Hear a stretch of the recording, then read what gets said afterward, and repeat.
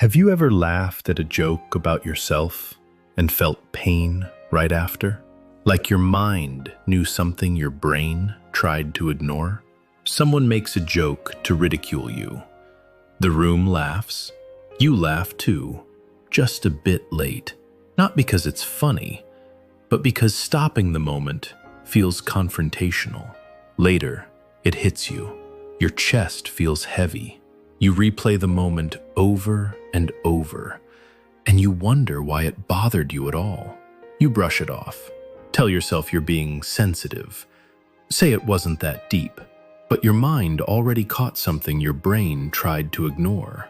Because emotions respond faster than politeness, faster than logic, faster than the need to keep things smooth. And when the same joke keeps repeating, it stops being random. Patterns don't happen by accident.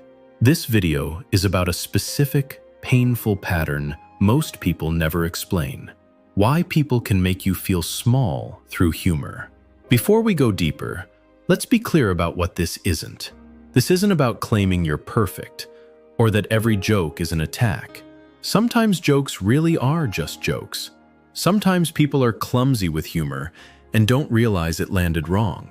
And if you're watching this, you probably reflect deeply and take responsibility when you're actually wrong.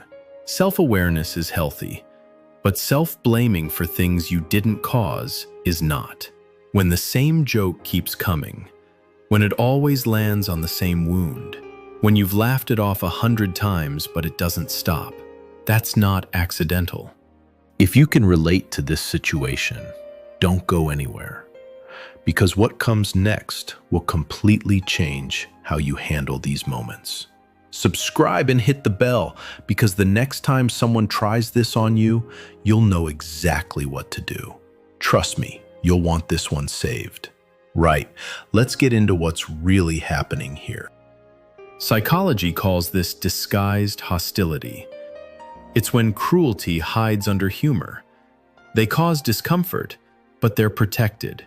And you're cornered. Because the moment you react, the rules flip. Now you're too sensitive. Now you can't take a joke. Now you're the problem. So you laugh. And every time you do, something subtle happens. You teach them how much disrespect you'll tolerate with a smile. This isn't about humor. It's about social testing. Disguised hostility gathers information. Will you push back? Stay silent? Absorb it to keep the peace? Your reaction becomes the answer. If you laugh, the behavior is reinforced. If you stay quiet, the line moves again next time. That's why the jokes escalate. They start light, almost friendly, just enough to see what you'll allow. Then they come again, a little sharper, a little more public. And once they know you won't push back, they get bolder. There's always one joke, the one that keeps returning. The one you're tired of laughing at. You don't need to explain it. Just name it in the comments. Here's what makes this dynamic confusing. It doesn't feel like bullying. It feels like you're failing a social test. Everyone else is laughing. The room feels light. So when your stomach drops, you assume the problem is you. But your instinct detected the hostility under the humor. That discomfort is a signal. This isn't weakness. It's conditioning. You learned that speaking up felt unsafe, so it chose silence. Not because you're weak, but because staying quiet protected you before. And that lesson spreads. People who repeatedly suppress reactions to boundary-crossing jokes struggle more with assertiveness later in life. Not just with humor, with everything. Because the lesson isn't ignore jokes. It's your discomfort doesn't matter. And once that belief takes root, it shows up everywhere. In relationships, at work, in how you talk to yourself. That's the real damage. The joker always has an escape. If you react, they retreat into innocence. It was just a joke. You're reading too much into it. Now you're defending your reaction instead of questioning their behavior. That's the trap. Disguised hostility reverses accountability. They test you and stay innocent. You notice and become the problem. Not everyone who does this is malicious. Some people use humor without thinking. It's how they connect or deflect. But intention doesn't erase impact, and repeated impact is no longer accidental. If a joke keeps landing in the same place, it's not humor anymore. It's information. It tells you how they see you, what they think you'll tolerate. Your heart already knows this. That's why you react. So here's what not to do. Don't over-explain. Don't chase understanding.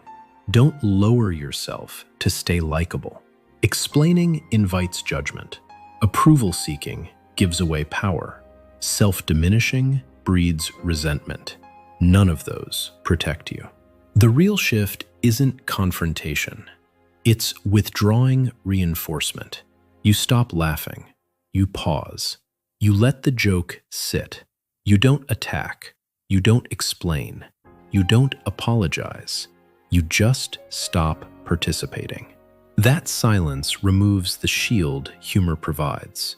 Without your laughter, the joke has to stand on its own, and suddenly the discomfort becomes visible. That pause shifts the dynamic, not through aggression, through presence. You're not fighting. You're refusing to carry the weight of their words. Repeated jokes aren't accidents, and your pause is a choice to stop participating in your own diminishing. The deepest harm isn't the joke, it's the erosion. Every time you laugh at what hurts you, you teach yourself that your discomfort is negotiable, that being liked matters more than being respected. Over time, that belief compounds. You start doubting your instincts. That's why this isn't about jokes. It's about self-trust. When it happens, which one are you? Do you laugh to keep the peace or stay quiet and feel it later? Type laugh or quiet. Most people do both. They laugh in the moment, then they feel it later. That gap is where the damage happens. You become split, performing for acceptance while ignoring your own signal. And the more you ignore it, the quieter it gets, until one day you stop hearing it at all. But you don't have to carry that anymore. Your discomfort isn't weakness, it's wisdom. The work isn't learning how to take a joke, it's learning when not to. And the moment you stop laughing at what hurts you, you don't become rude, you become honest. Not through confrontation, through quiet refusal. That pause, that silence, that's where your power lives. The people who respect you will understand it. The people who don't, well, they were never laughing with you anyway. You are not responsible for how people react to your boundaries. You are not obligated to laugh just to stay liked. And you are not cruel for choosing self-respect over people-pleasing. When you stop carrying the weight of jokes that hurt you, something powerful happens. Clarity replaces confusion. Confidence replaces self-doubt. Freedom replaces the need to explain or justify why something bothered you. The energy you save now goes toward relationships that honor you, spaces that respect you, a life that doesn't require you to lower yourself. So today, take a deep breath. Release the weight of laughter that never felt real. Honor the instinct that's been trying to protect you all along. You are not responsible for managing everyone's comfort. You are only responsible for honoring your own truth. If this video helped you feel seen or gave you clarity, like, share, and subscribe so more people can protect their peace and trust themselves better. And I want to hear from you. Have you ever experienced this? Your story could help someone else feel understood too. Remember, it's not about being liked by everyone. It's about being true to yourself.